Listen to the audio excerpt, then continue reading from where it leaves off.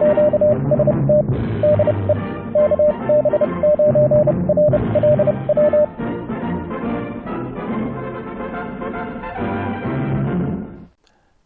YouTubers and fellow hams. Well, yesterday James and I drove over to Prescott, Arizona for the Prescott area hamfest.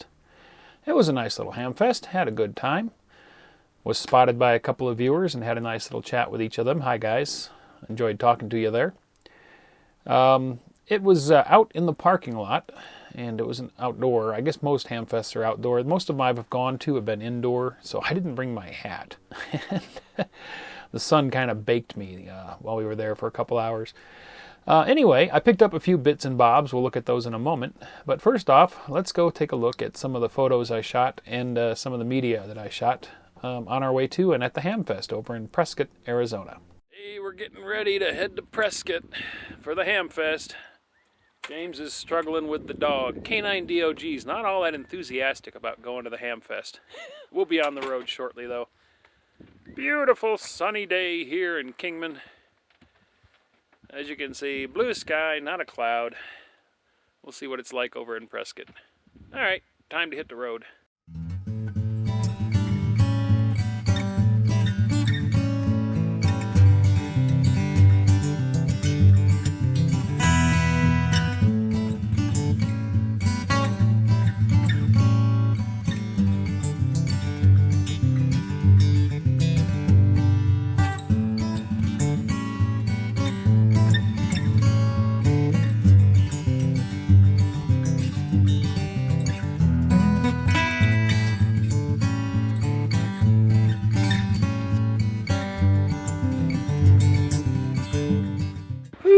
About a 2-hour ride, but we are here in the parking lot.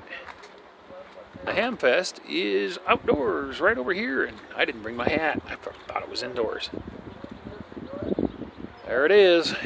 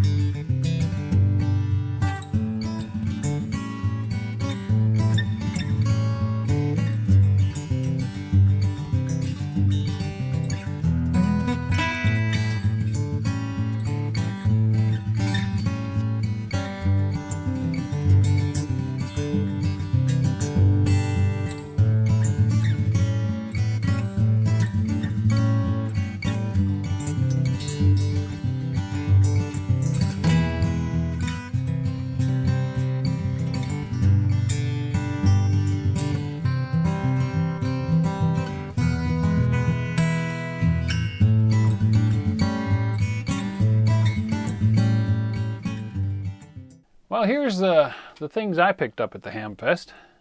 Just a few bits and parts that I needed, and one little piece of test equipment that I've been wanting. So I got a nice little Radio Shack external speaker here that I plan on mounting up here on the bench and hooking up to the 817, because I want a little more bassy sound, a little bit more meat to the audio coming out of the 817, and I'll leave that here permanently set up for the desk.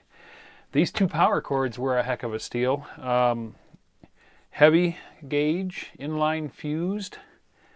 They have one of those little right angle, or where you got one blade this way, one blade that way connector on it. I've seen that on a few pieces of equipment, but I can modify those. I wanted them for the wire.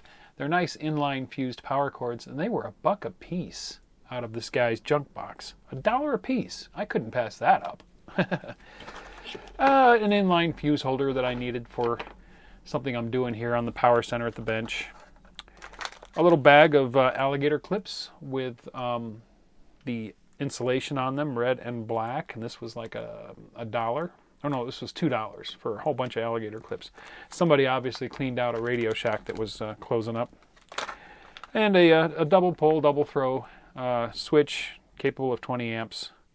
I needed this for my solar switching over here. I'm using another switch that's not quite rated high enough. I think it's only rated at 10 amps. And it gets a little warm. It's a single double pole single throw. And the switch actually gets a little bit warm under high load. I mean, not hot, but you can feel it when you touch the shaft. It gets a little warm. So I'm going to take this guy. It's double pole, double throw. I'm going to bridge the poles. So it'll be 2 sets of contacts throwing to enable and disable the solar. So that should take the current just fine. But the fun thing I picked up is this little multiple component tester. It's labeled as a transistor tester, but it also tests almost all kinds of components, resistors, capacitors, just about everything, and tells you the pinout and what the component is and all that good stuff. So we're going to give this a shot here. If I can get a good camera angle where I can get the display in. So we'll see if we can do that here. And I've got some random components I grabbed. I got an electrolytic capacitor. I've got a resistor. And I've got another small value cap here. And we're going to throw it a curveball. I've got an IRF 510 MOSFET that I'm going to put on there, and we'll see if it can identify that. So, all right, so here we go. I'm going to put this resistor on there. Now this is a red, red, green. So that is 2, 2, and 5 zeros. And I think we put it on... Not sure. You know, it did not come with a manual, so let's just pick a couple of slots here. We'll put it in and we'll clamp that down. And then we'll hit the test button. And a little Transformers logo. Testing. Nope, unknown or damaged. Okay, so that's in the right slot. All right. This did not come with instructions, so what I don't know is I don't know how we bridge the component in here. If we go across this way, across that way, so we'll try it this way. All right, test. That cracks me up, that little Transformers logo. Testing. Nope. Unknown, okay. All right, so we'll try across these first 2.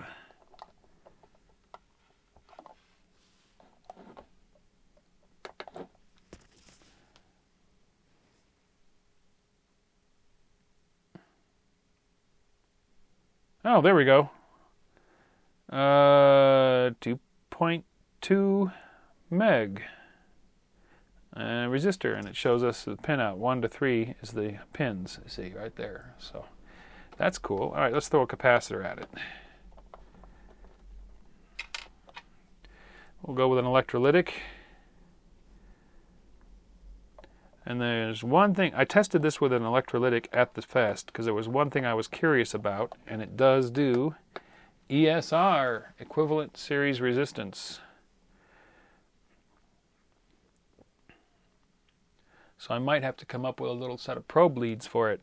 There we go. 70.44 microfarads.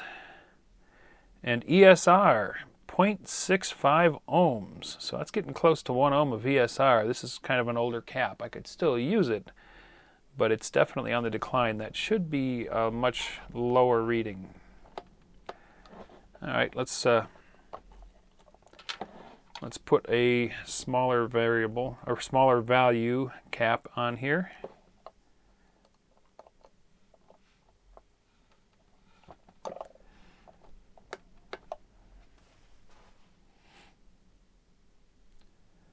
Testing and unknown. Oh, I didn't get the other wire in. Ha.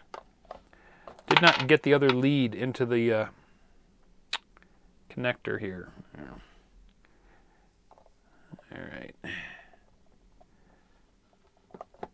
Okay, it's in there now.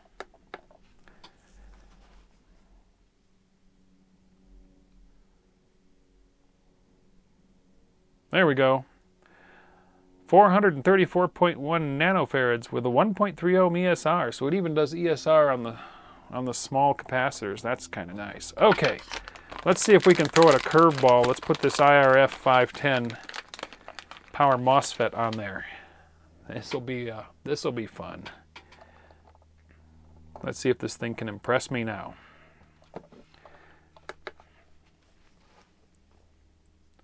Testing. Oh, it's an N E-channel MOSFET. How about that? Look, it even gives you the schematic diagram of it there. It gives us the junction capacitance, 399 picofarad, and the forward junction voltage, 3.3 volts. 123 GDS. I don't know what that is, but it is seeing that it's an N-channel MOSFET. See? Oop. Do it again.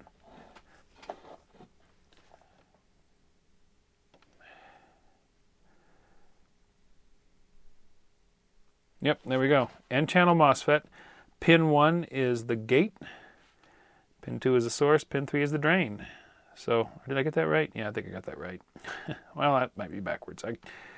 It's early. My brain is not working quite right, but it does show you the pinout right here, which is really kind of nice. So you can tell what pins the component is using. So that's the little toy that I picked up that I'm going to enjoy having here up on the bench. Real quick way to test a component and see if it's good, if its value is right. A lot of times on these carbon resistors that are older, they'll have drifted, you know, and you might have a 2.2K resistor that's right at the edge of tolerance. So this will be a nice way to quickly test it. So this was about $35 at the hamfest. I haven't looked online. They're available all over online, though. I've seen lots of them. This was just nicely packaged in this little case. It's got a battery compartment on the back for a single 9-volt battery, and it's a nice small case. This component, quick connect block here was kind of nice, and it's pin, and the front of this thing is pins. So you could actually just use these pins on the front, I think, to shove a component in there and test it. I don't know if I want to do that. These pins are kind of wide. I don't know if I want to risk screwing up that connector. Yeah, you could kind of get it in there, but I don't want to. I don't want to screw that up. I'm just going to use this because this is convenient and easy. And it just plugs right in to that connector. I might put a little blue tack or something under the edges to secure it even better, so it's not, the pins are not absorbing it, but absorbing the motion. But yeah, that's a neat little tester. I'm going to enjoy that. So those are the things I picked up at the Prescott Hamfest. Had a good time. It was a nice little hamfest.